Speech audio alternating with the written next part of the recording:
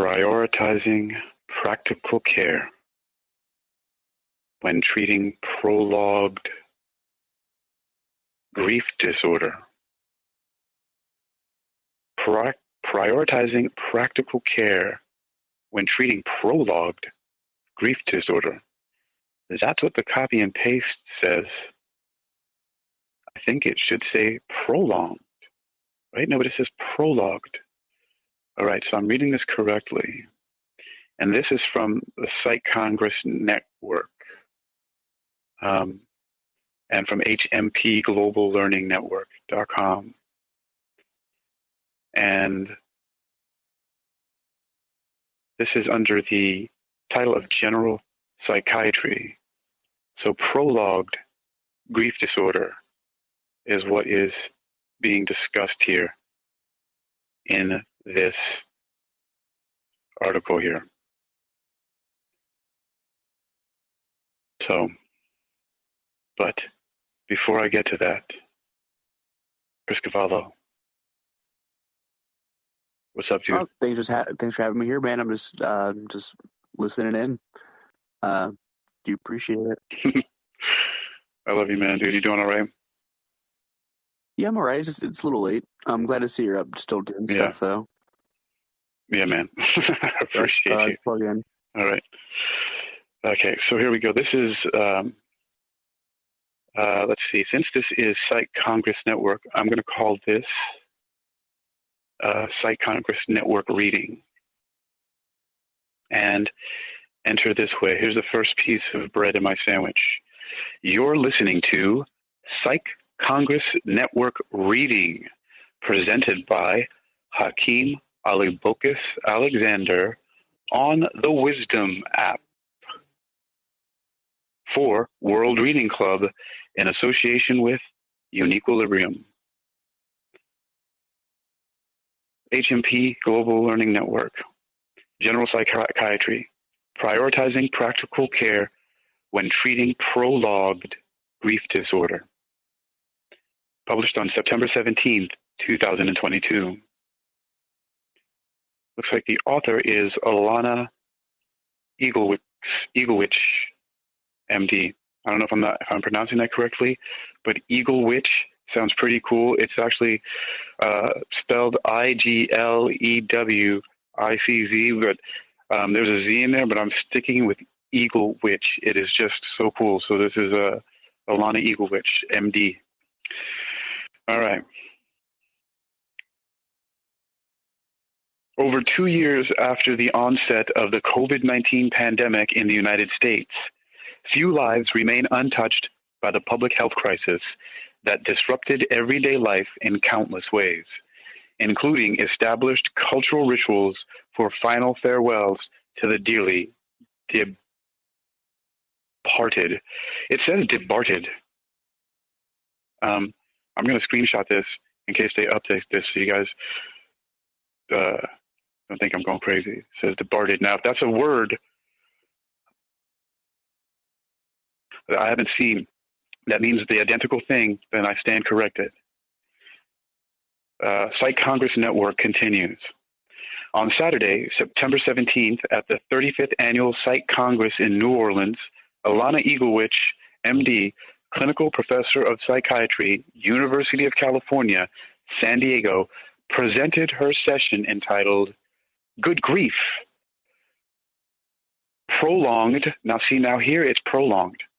Prolonged grief disorder in the context of COVID and beyond, before an audience of mental healthcare professionals, including doctors, nurse practitioners, care advocates, and nonprofit representatives. Okay, I see what's going on here. Today is still September 17th. It's almost midnight here in Virginia Beach, Virginia, on the East Coast, Eastern Daylight Time. And so whoever did this wanted to get out a quick article. I don't know if it was, if there was like a transcript that was made from the audio before, but so there are going to be some, it looks like, typos and things like that. So bear with me as I attempt to work them out. Here we go. Psych Congress Network continues. On Saturday, September 17th, at the 35th Annual Psych Congress in New Orleans, Alana Iglewicz, MD, Clinical Professor of Psychiatry, University of California, San Diego, presented her session entitled, Good Grief, Prolonged Grief Disorder in the Context of COVID and Beyond, before an audience of mental healthcare professionals, including doctors, nurse practitioners, care advocates, and nonprofit representatives. Ahead of her presentation, Dr. Iglewicz spoke with Psych Congress Network about how the pandemic affected diagnoses of prolonged grief disorder, heretofore known as PGD. I may interchange saying prolonged grief disorder and PGD, just so we are reminded of what it is we're talking about here. And hold as I go to the Wisdom app and change what the title should be, which is prolonged. I copied and pasted from here, but from Psych Congress Network, and I knew that it sounded somewhat strange, but went along with it because psychiatry is an interesting industry that has its own technical words, and I wasn't certain if it was some way of describing grief that I had not before encountered. And so it's prolonged. Psych Congress Network on the HMP Global Learning Network continues. Ahead of her presentation, Dr. Iglewicz spoke with Psych Congress Network about how the pandemic affected diagnoses of PGD, key symptoms clinicians should keep an eye out for, common misconceptions about the disorder, and where providers can find more resources for clinical practice. Psych Congress Network, PCN. How have the effects of the COVID-19 pandemic impacted the way in which clinicians diagnose and treat prolonged grief disorder, which is now formally recognized in the DSM-5-TR? Alana Iglewicz, MD. To say that the COVID-19 pandemic has been a time of loss is a gross understatement. Since the start of the pandemic, over 1 million Americans and more than 6.5 million people globally have died of COVID.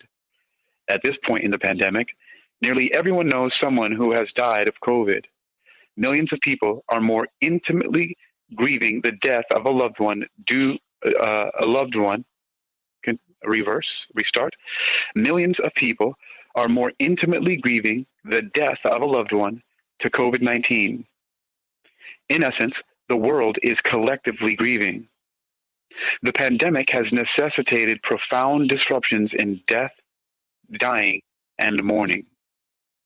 With disruptions in families' abilities to say their final goodbyes, attend in-person funerals, and follow mourning rituals, many more people are at risk for developing and suffering from prolonged grief disorder, PGD.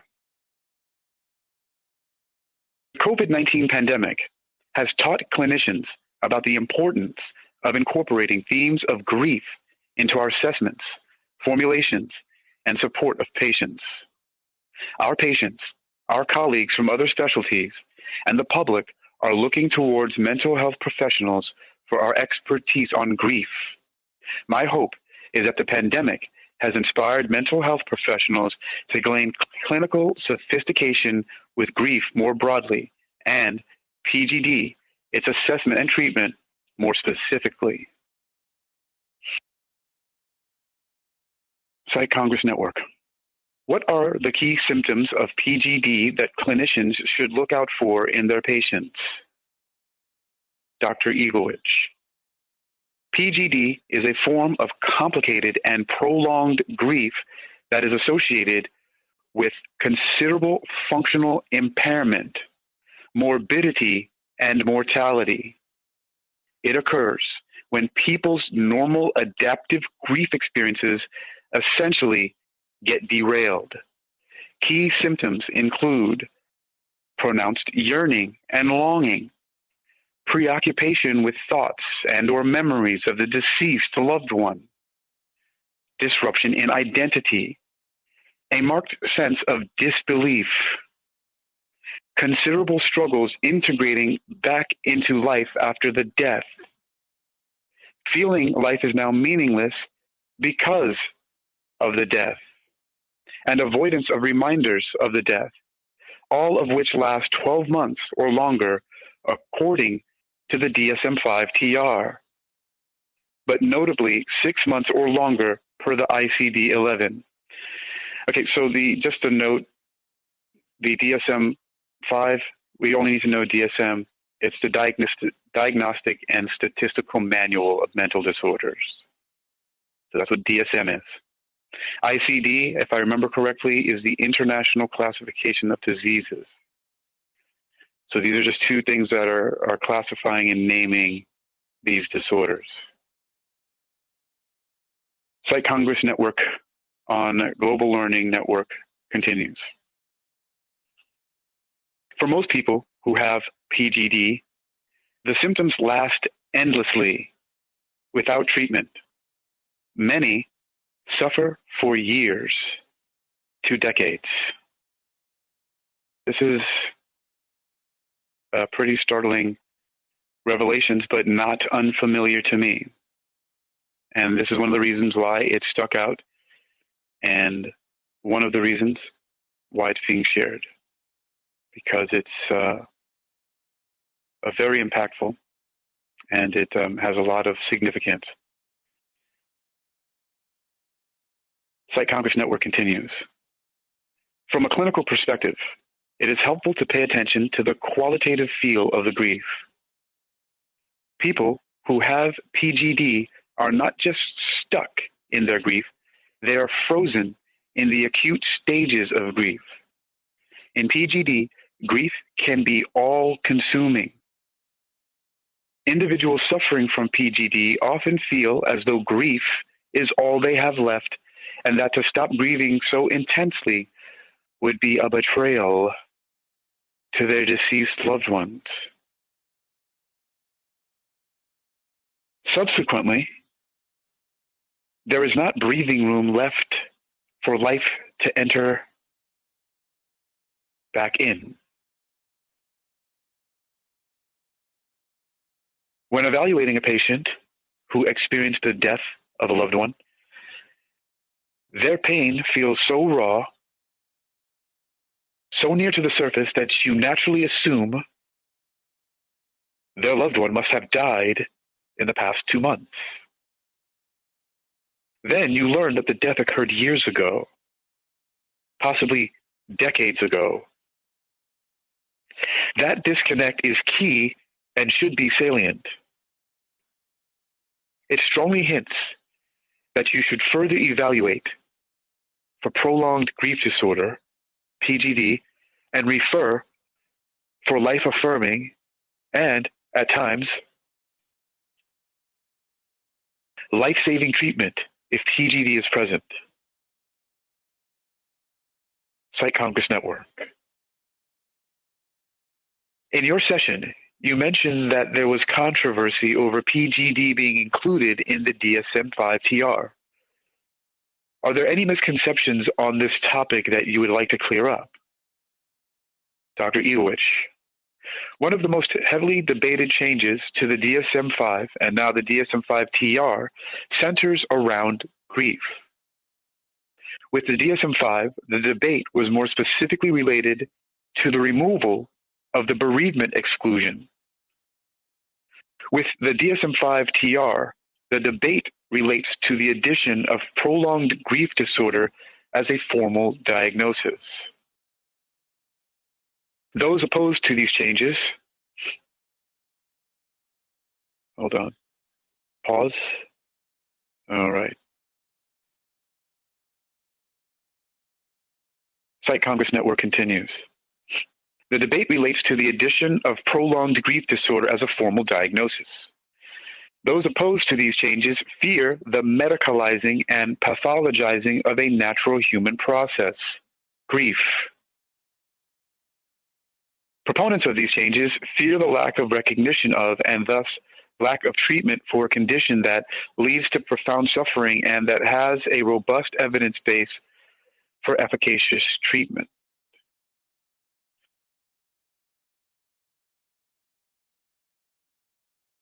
Okay. This is notable for me to use this as a section to quote, because that's exactly it going in here. Those opposed to these changes fear the medicalizing and pathologizing of a natural human process, grief. Proponents of these changes fear the lack of recognition of, and thus lack of treatment for a condition that leads to profound suffering and has a robust evidence base for efficacious treatment. Psych Congress Network continues. In many senses, those in opposition to and those in favor of the changes to the DSM-5 and DSM-5-TR are having different debates. Those opposed to the changes are having a philosophical debate. Proponents of these changes are having a practical debate. From a philosophical standpoint, concerns about medicalizing and pathologizing the human condition apply to the near entirety of psychiatric diagnoses. Nearly every human has experienced anxiety. At some point, we draw a line, and past that threshold, we call it an anxiety disorder. All humans experience sadness. At some point, we draw a line, and past that threshold, we call it a depressive disorder. Grief is an easy target for such a debate. In my experience, those who are most opposed to the addition of PGD in the DSM-5-TR are not trained in its most evidence-based treatment, prolonged grief disorder therapy, and have not had the privilege of helping to utterly transform people's lives with this powerful mode of treatment. The debate around prolonged grief disorder is an important debate, and is also one that should not be singularly applied to grief. Continued dialogue and critical thought is needed.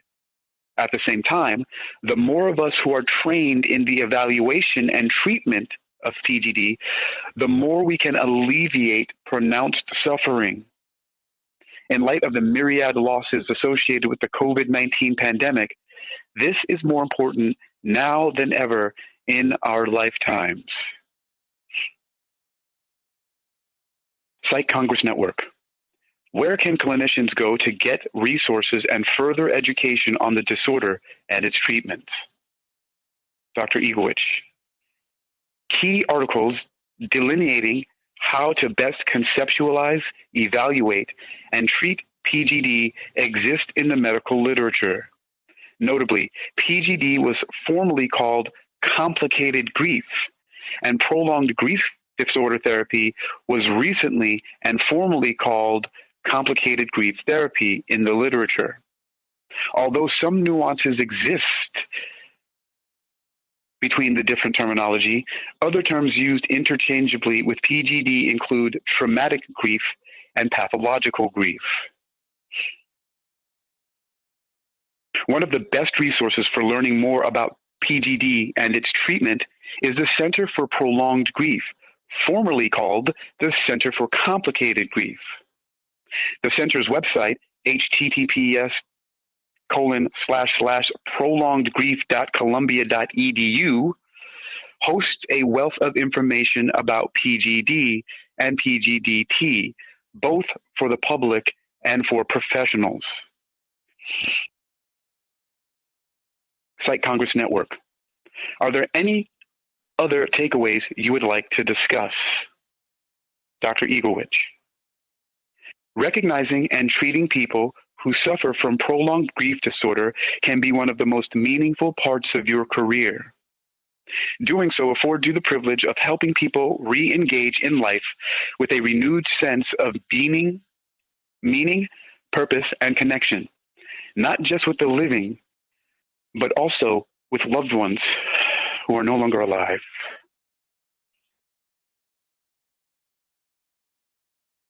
Alana Iglewicz, MD, is a clinical professor of psychiatry at the University of California, San Diego,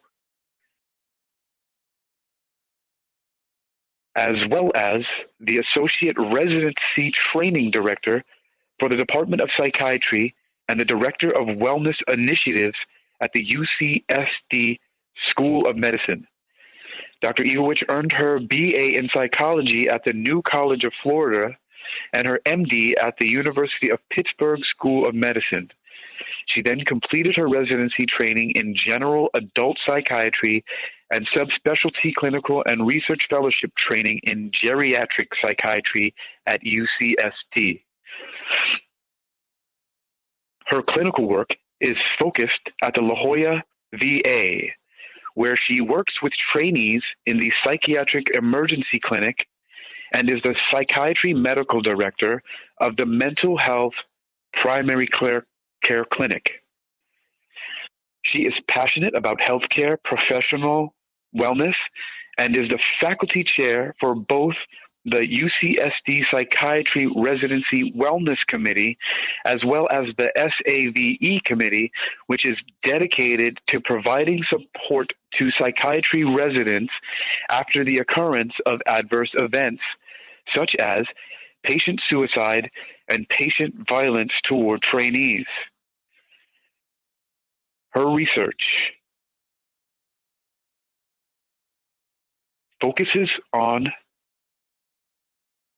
physician wellness, psychiatric education, late and end-of-life depression, and bereavement. Throughout her career, Dr. Iglewicz has received numerous teaching and clinical awards. You've been listening to Psych Congress Network Reading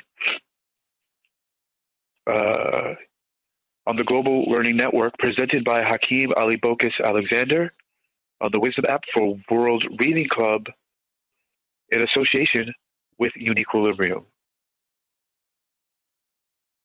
Prioritizing practical care when treating prolonged grief disorder.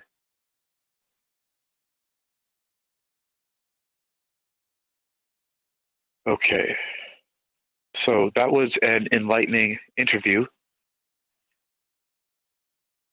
And it seems that very often I'm able to have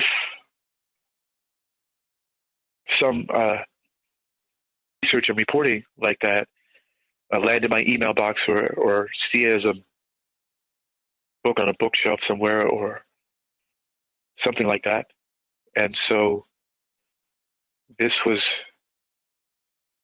no different of something that was very necessary for me to encounter and to learn more about and to share. And it has a lot of implications.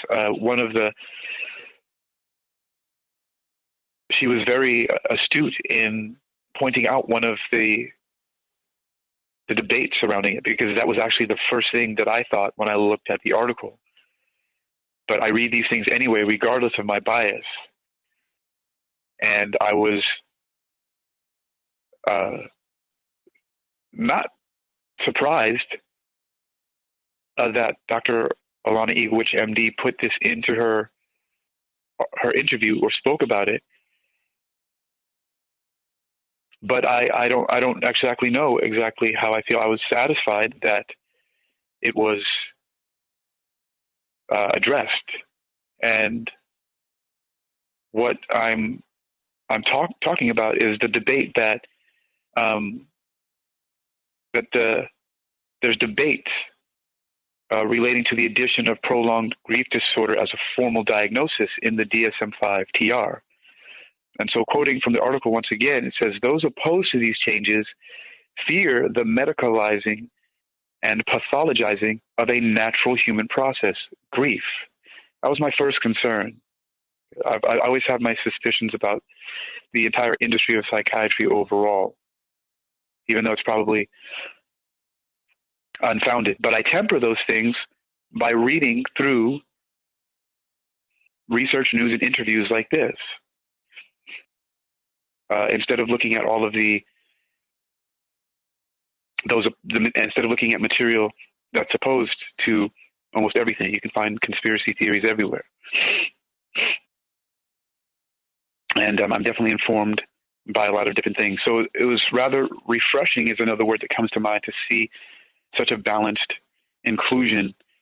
And so in order to continue the balance, she continues by saying, proponents of these changes fear the lack of recognition of, and thus lack of treatment for a condition that leads to profound suffering and that has robust evidence base for efficacious treatment. There's more that is said in here that is really, in my opinion, extremely important for people to be educated on and to be aware of. And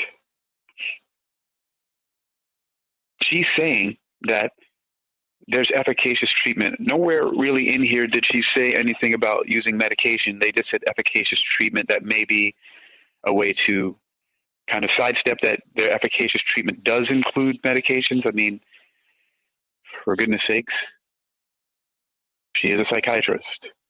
That's what they train for. But what is interesting is that what Dr. Alana Iglewicz is saying is that there are efficacious treatment for that, meaning that people are, or what I would like to assume, getting back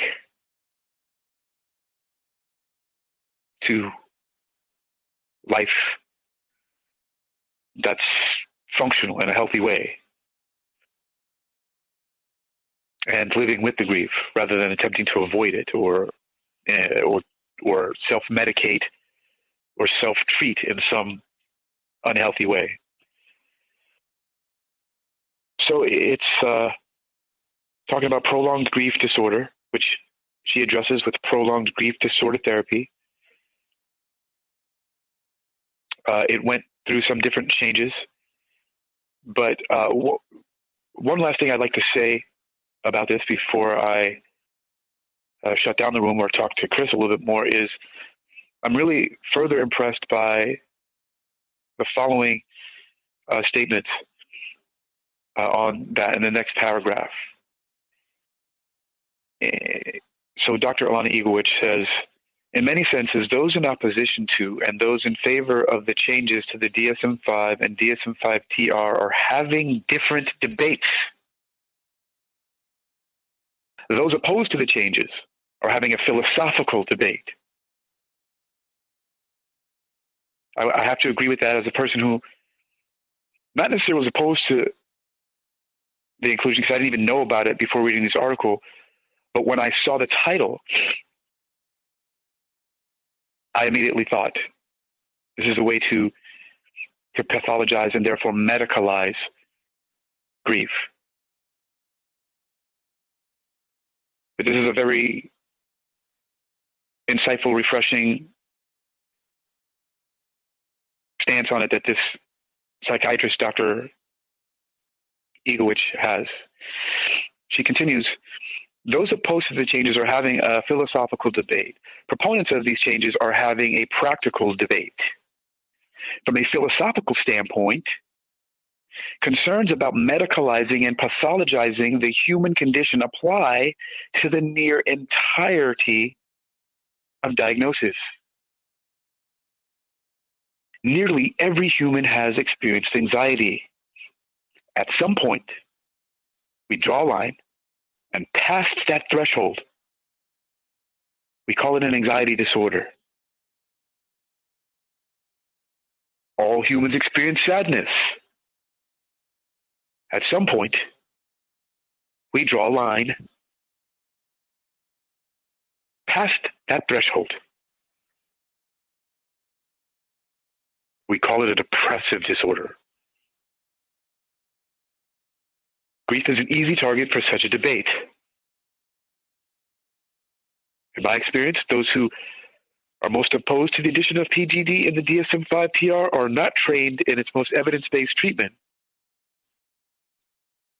prolonged grief disorder therapy, and have not had the privilege of helping to utterly transform people's lives with this powerful mode of treatment. So I'm going to focus on that. as I look into this more. Her words are very moving. She seems actually human to me. I never realized before that I had dehumanized a lot of psychiatrists.